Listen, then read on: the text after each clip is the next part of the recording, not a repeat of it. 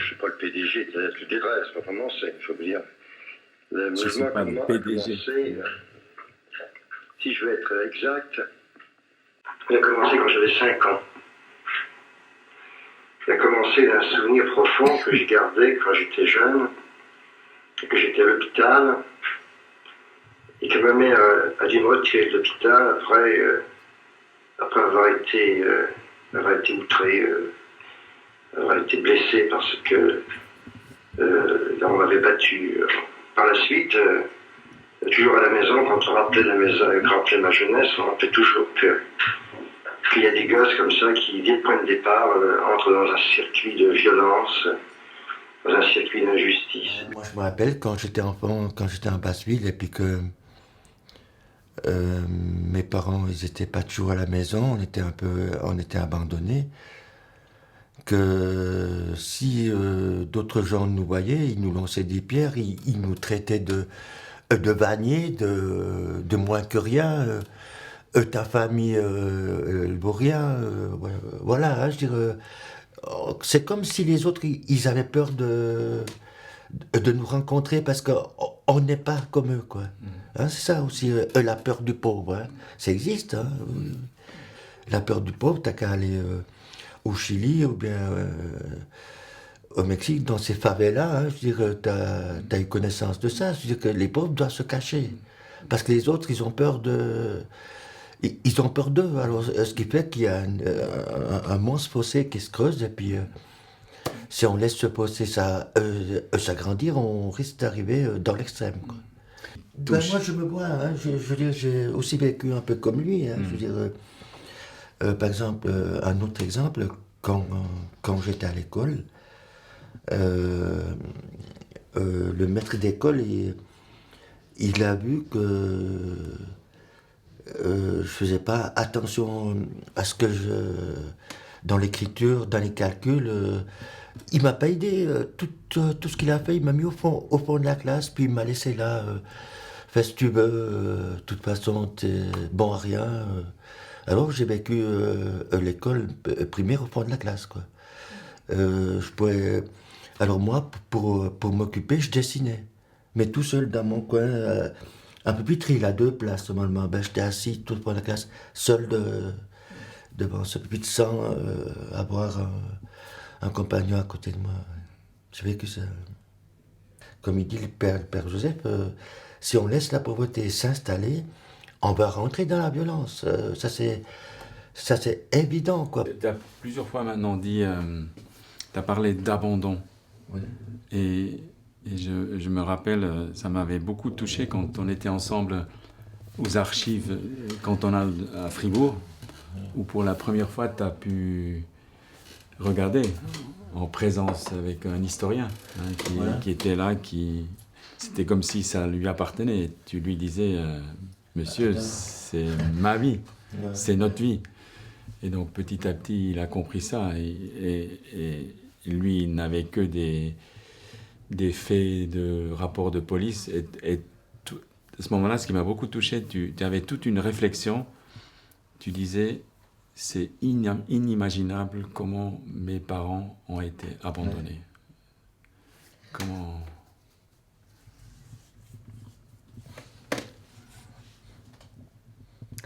Moi, je sens que j'en sais trop, quoi.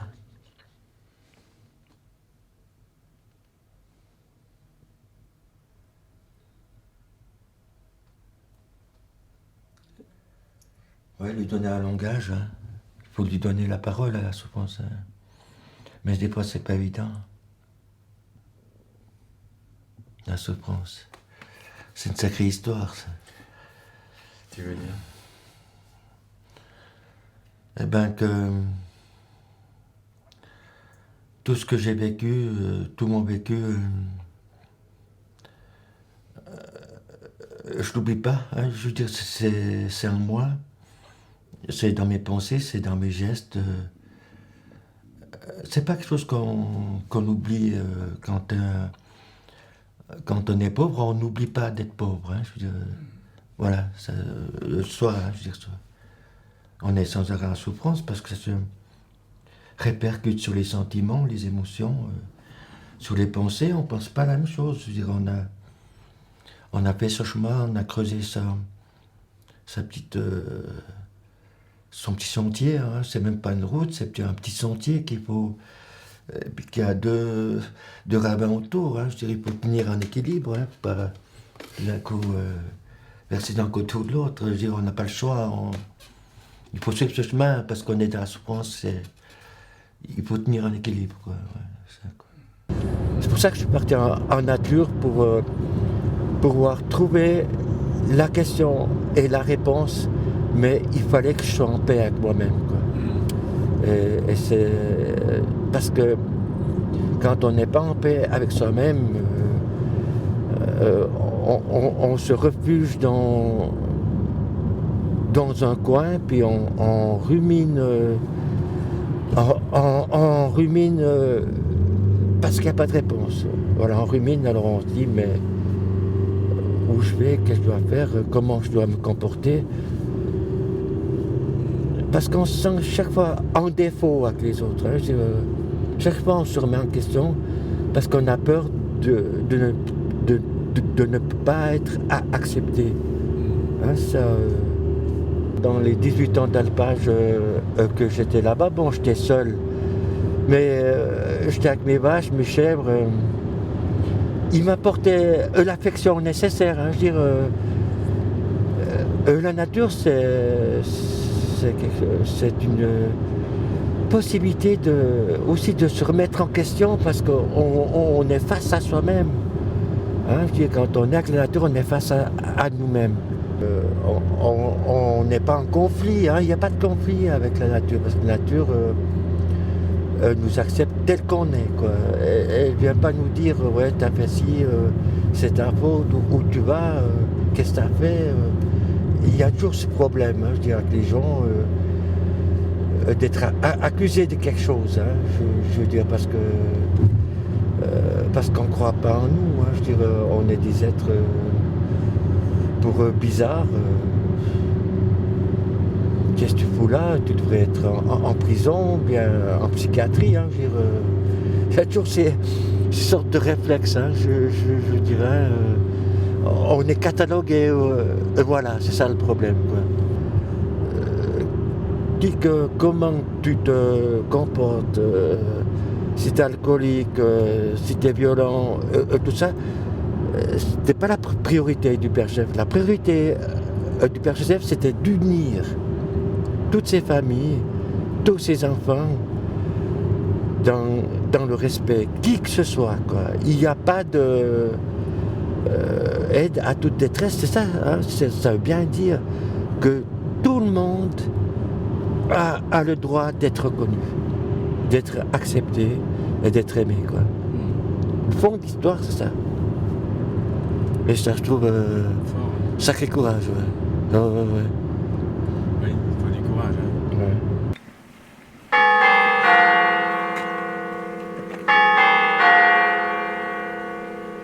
Tu vois la montagne de Lys, donc moi, la montagne de Lys, en haut là. Où c'est la neige, où tu vois la neige là, en haut. Tu vois, ça c'est la montagne de Lys. Moi, je paysan pur souche. Ah oui, lui, il est né dedans, comme... De génération en génération. Oui, son papa, voilà, ça Oui. Et puis, Première tu es resté alpage. combien d'années? 13 ans. 13 ans. Ouais. Le premier alpage que j'ai fait, donc là, j'avais 20 ans, j'étais un jeune homme. Il n'a jamais fait d'alpage. Pour toi, oui, en bas, en haut, là derrière, Oui. juste à la montagne, tu te rappelles? Oui. Alors, vous lui avez fait confiance. Et puis un jour, lui, quand il venait en pleine pluie, tu sais, lui, il n'avait pas peur des orages. La pluie, il venait. Enfin, quand il fait beau, oui. Tu vois, Nicolas, quand il est en pleine forme, tiens, ma gueule, tu fous. Tu sais, il était comme ça, mais pas méchant, hein. Pour dire, on y va, allez, avance, quoi. Il m'a encouragé, quoi. Oui. Ouais.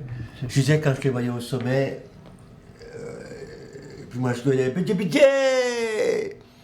Ben, puis il partait en course à fond, là, les cabris, tout le bordel, il sautait sur ses talons.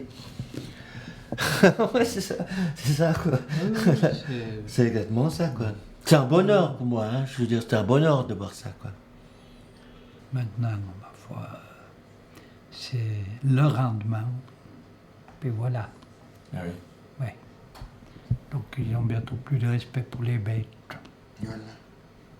Et ils disent qu'il faut bien les traiter en faisant leurs nouvelles étables et tout. Mais c'est pas tout juste parce qu'ils engradent un grand nombre. Ils les appellent même plus par leur nom, c'est plus que des numéros. Alors voilà ce que... Quand j'étais enfant, quand j'étais placé, aucune famille m'a donné la possibilité d'avoir ces racines. Parce que je quittais trop vite, il y avait trop de changements. Et ce qui fait que je ne pouvais pas m'enraciner dans ces lieux-là, quoi. Des familles ou des institutions d'ailleurs. Voilà. Ici, tu n'as pas de racines, là. Parce qu'il n'y a pas d'affection, il n'y a pas de sentiment. Tu fais ce qu'on te dit et puis avance. Hein, c'est pas le choix. Hein. Mais chez Nicolas, j'ai trouvé mes racines parce que j'ai pu rentrer dans sa maison. J'ai pu partager un repas avec lui. Là, j'ai trouvé mes racines. Parce que je me suis dit... Bon, je t'en ai jamais vraiment parlé, Nicolas. Mais je me sentais bien avec toi. Là, je me suis dit, j'ai mes racines. Parce qu'il m'a accepté comme j'étais. Ouais. Puis il m'a fait confiance. Là, j'ai dit, c'est bon. Je reste là. Parce que là, j'ai mes racines. Avant que je te connaisse, avant que j'ai 20 ans, alors, des fois, je n'avais pas de godasse aussi. Alors j'avais trouvé une fois une paire de godasses, mais elle n'était pas à ma pointure. Oui. Mais vu que j'avais pas de godasses, je me suis forcé de mettre ces godasses, mais je marchais comme un canard tellement que j'avais mal aux pieds. Ah oui, j'ai souffert. J'ai souffert parce que j'avais pas de godasses, alors j'avais trouvé une paire qui était en dessous de... Oui. Moi c'est du 43. Oui. Alors cette paire de godasses faisait du 40. Alors je me suis dit, mais arrête Jean-Marc, mets-les, même si tu souffres, au moins tu as une paire de godasses. C'est ça qui est dingue. Tu trouves pas dingue ça? Souffrir. Souffrir dans ces paires de godasses parce qu'ils sont trop petites et te dire que c'est la seule paire que tu as. Je venais faire mes courses à pied depuis la montagne, je descendais. Et puis je remontais à pied, il me fallait 1h30 de marche pour arriver au premier chalet. Quand j'allais au deuxième chalet, il fallait 2 heures de marche. Ah, crénon. Et puis le sac à dos plein, hein, il y a eu du fromage, du pain, du salami. Il y avait une bonne bouteille de rouge, hein, je veux dire, hein. Oui. C'était du Côte-du-Rhône. Ah oui. Oui, j'aime bien ça. Il a bon goût. Puis quand j'arrivais au chalet, il y avait toutes mes bêtes, les génisses qui m'attendaient. Hein. Jean-Marc, t'es où? Tu viens d'où? Tu viens d'où? Ils t'ont demandé. Ouais. Moi, j'arrivais avec mon sac à dos en sueur. Quoi. Oh là, mon Dieu, donnez-moi 5 minutes encore. Quoi. Après, j'ouvrais les portes de l'écurie, puis elles voulaient tous rentrer en même temps. Ah oui, d'un coup, je me trouvais avec 30 génistes dans l'écurie. Je dis, mais non, ça, c'est quoi cette histoire? Alors, je me calmais parce que...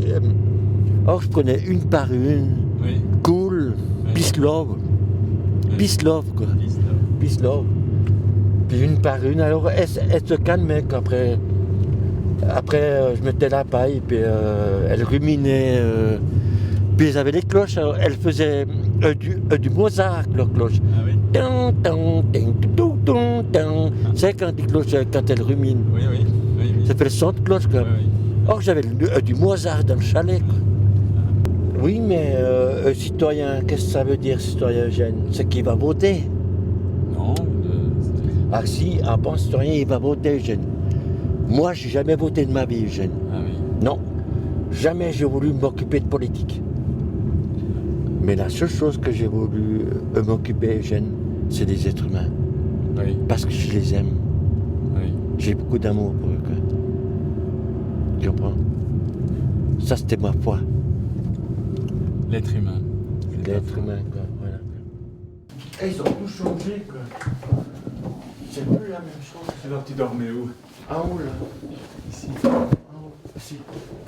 Ici, t'as une chambre, là. Ah, moi, je trouve ça dommage qu'ils ont enlevé le creux de feu, quoi. Bon, on devient moderne, hein.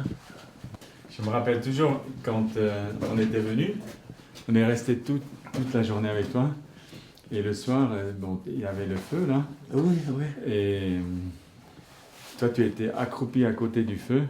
Ouais, Et tu mettais des morceaux de bois. bois. Ouais. Et puis tout d'un coup, il y avait un silence. Et tout d'un coup, tu disais, en fait, c'est ici que je prie. Oui, c'est vrai. C'est ici que je prie, tu disais, pour le quart-monde. Ouais, c'est vrai. Et je prie pour le monde. Voilà. On avait beaucoup aimé. Eh oui.